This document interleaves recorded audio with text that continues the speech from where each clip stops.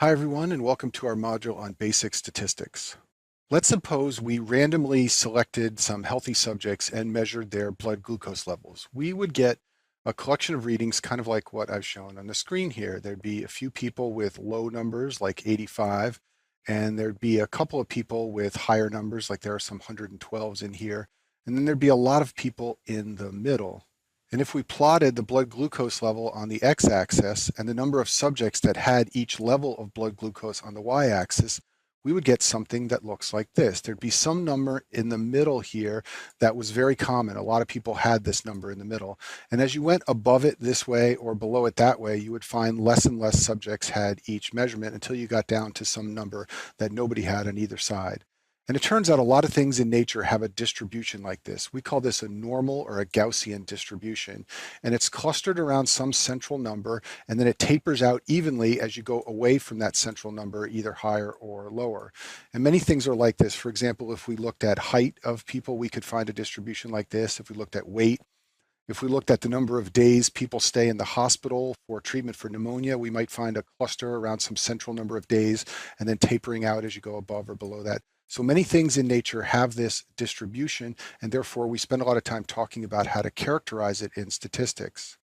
So the first characterization of that normal distribution I want to talk about are measures of central tendency. So you notice that the curve looked something like this, and it tended to collect around a central number, and we call that a central tendency. This is the center of a normal distribution. And there are three ways to characterize that central tendency of the distribution. The first is the mean, which is the average of all the numbers. The second is the median, which is the middle number of the data set when they're all lined up in order.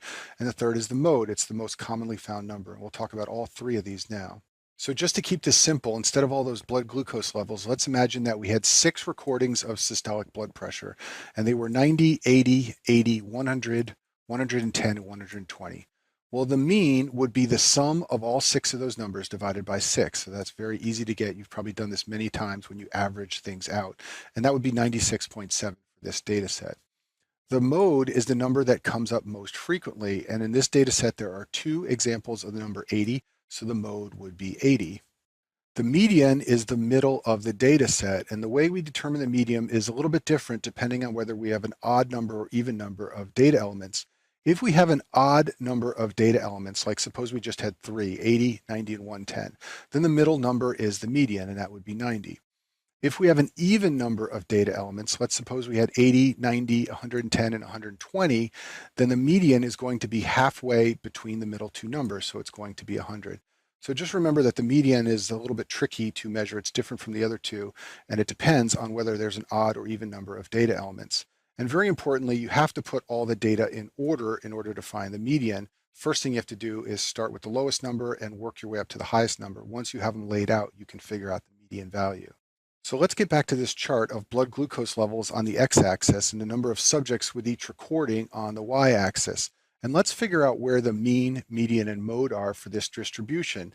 Now, I haven't given you any numbers down here on the x-axis or on the y, but we can still figure out where the mean, median, and mode are just based on the shape. So the mode is very simple. It's always the highest point. Remember, the mode is the number that occurs most commonly, and we have number of subjects over here on the y-axis. So that's the number of times that recording occurs. So whatever this blood glucose level is the most common, and that's why it's the highest point on the curve. If the data are evenly distributed, like in this example here, where there's an even number of measurements on the left side and the right side of the mode, then the mean and median are equal to the mode. So anytime you see a nice, normal, even distribution like this, the mean, median, and mode are always at the top, right in the middle. Now, data sets aren't always evenly distributed. Sometimes they are what we call skewed, and data sets can have either a positive or negative skew. And the way to keep straight what's a negative skew and what's a positive is to look for the tail. So the tail of this data set is pointing in this direction, and that's towards the negative numbers over here. So when the tail points that way, it's called negatively skewed. And the way you figure out the mode, median, and mean in a negatively skewed data set is as follows. First of all, remember that the mode is always the highest point, so that's the easiest thing to find. Next, remember that the mean is always furthest away from the mode towards the tail, and then the median occurs in the middle. And these rules will still hold up when the data are positively skewed. So here's an example of a positively skewed data set, and you can see that the tail is pointing in this direction. It's pointing away from the negative numbers over here. It's pointing towards the really highly positive numbers over here. So once again, the mode is the highest point. That's always easy to find. The mean is always the furthest away from the mode, and then the median is in the middle right here. So a couple of key points to remember on these measures of central tendency. If the distribution is equal, if it's normally distributed, then the mean, mode, and median are all equal to one another. Remember that the mode is always at the peak, and then in skewed data sets, remember that the mean is furthest away from the mode toward the tail and the median is in the middle. And then a final point, and something that's very high yield to know for your exams, is that the mode is the least likely to be affected by outliers. When you add an outlier, it means you add one measurement that's very far away from all the others. This will have a slight effect on the mean and the median, but it's only going to affect the mode if it changes the most common number, and it's very unlikely that an outlier is going to change the most common number. That's why it's called an outlier, because it lies out and away from all the other numbers. So it's very unlikely that it's going to affect the mode. So the mode tends to stay in place when you add some unusual measurements to a data set. The mean and median are slightly affected by adding one outlier. So now I'm going to switch gears from talking about measures of central tendency and talk about measures of dispersion. Let's look at these two data sets charted on this slide. They both have a mean, median, and mode equal to 10. Their measures of central tendency are identical, but you can tell from looking at them that they're very different data sets. And what's different about these two data sets are the measures of dispersion that characterize them. So there are many different measures of dispersion that people use, but the one that you're most commonly going to see is the standard deviation. You may also see variance or standard error of the mean. Sometimes you will see z-scores, and sometimes you'll see confidence intervals. And we'll go over all 5 of these measures in the next few slides. So let's talk about standard deviation first. So standard deviation is represented by the symbol sigma right here, and this is the equation for standard deviation. Now you're very unlikely to be asked to calculate a standard deviation on step 1 of the boards, but you do need to know how to interpret standard deviations. So let me show you how you get the number, and then we'll talk about how you use it. So first let's talk about the elements of this equation right here for standard deviation. X minus X mean is the difference between each data point and the mean, and the sum of all the X minus X means is the sum of all the differences. So you're adding up how far away each data point is from the mean. Then you're going to square those differences, and then you're going to divide by the number of samples minus 1, and then you're going to take that entire thing and take the square root of it right here. So let me show you how you would do this for 2 different data sets. So we've got group 1 over here represented by these numbers right here, and the mean of all those numbers is 10. And then we've got group 2 over here represented by these numbers. So the first thing that we're going to do is determine the difference from the mean of 10 for each number. So 9, for example, is -1 from that mean, and 12, for example, is +2 away from that mean. And we're going to do the same thing over here for group 2. And so we get a collection of numbers that represent the difference of each data point from the mean. Next thing we do is square all those numbers. So this is going to eliminate all the negative numbers and give us only positive numbers, and then we add them up. So for group 1, they add up to 11 because most of the data points in group 1 are close to the mean. In group 2, they add up to 96 because the data points in group 2 are further away from the mean. And now we're going to plug it into this equation up here in the top right, and we're going to take that summed value, divide by the number of samples minus 1, which is 7 in both groups, and then take the square root of it. And what we see is that the standard deviation for group 1 is 1.24, and the standard deviation for group 2 is 3.7. This means that group 1 is much more tightly oriented around that mean compared to group 2, which is much more spread out. Even though they have the same mean, the data are more dispersed in group 2, and that's why you have a larger standard deviation in group 2. So one of the things you definitely need to know for step 1 is how much of the data set you capture if you go 1 or more standard deviations away from the mean. So let's look at this data set right here, which has a mean right at this point I'm drawing here. If we go +1 standard deviation this direction and -1 standard deviation in that direction, we will capture 68% of the data points within that range. If we go +2 standard deviations and -2 standard deviations, we will capture 95% of the data points. And finally, if we go +3 and -3, we will capture 99.7, virtually all of the data points within that range. So let's go back to those two curves I showed you before. They both have the same mean, median, and mode, but this one on the right is much more dispersed than the one on the left. Well, the rules still hold that if you go plus or minus one standard deviation on the left, you capture 68% of the data set. Same thing on the right. It's just that plus or minus one standard deviation represents more distance on the x-axis over here on the right than it does on the left. And then the same is true for the 95% intervals and the 99.7% intervals. So let me give you an example of how this kind of information might show up on an exam. Imagine that a test is administered to 200 medical students. The mean score is 80 with a standard deviation of 5. The test scores are normally distributed. How many students scored greater than 90 on the test? Well, the first thing we need to figure out is how far away from the mean 90 is. And 90 is 2 standard deviations away from the mean. The standard deviation is 5. 90 is 10 points away from that, so that's 2 standard deviations. So we know that plus or minus 2 standard deviations is 95% of the data. I've shown that down here on a picture. What you need to realize, though, is that means 5% of the data are outside this range, and that 5% is split up so that 2.5% is higher than this range and 2.5% is below this range. So this means that 2.5% of students scored above 90. That's in this top portion here, right there. And 2.5% of 200 is 5 students. And this is a type of question that often comes up on statistic exams or even in step 1. They will give you a data set and ask you to identify how many patients are in some range based on the number of standard deviations away from the mean. Most scientific literature you read will report a standard deviation, but once in a while you'll see a study that reports a variance. So remember that the standard deviation sigma is equal to the square root of all this stuff in here.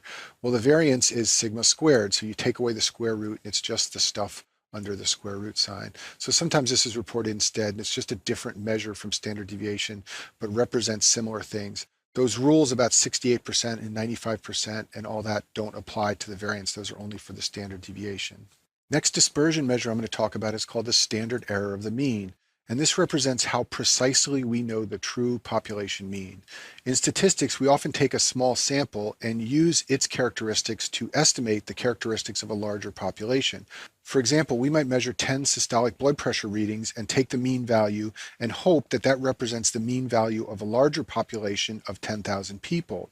The standard error of the mean gives a representation of how close we are to that true population mean. The standard error of the mean is equal to the standard deviation of our sample set divided by the square root of the number of samples. What this means is that the more samples we take, the less standard error of the mean is, the closer we are to the true mean. And this should make sense to you. If I take 10 blood pressure readings and use those to estimate the characteristics of 10,000 people, I could be way off.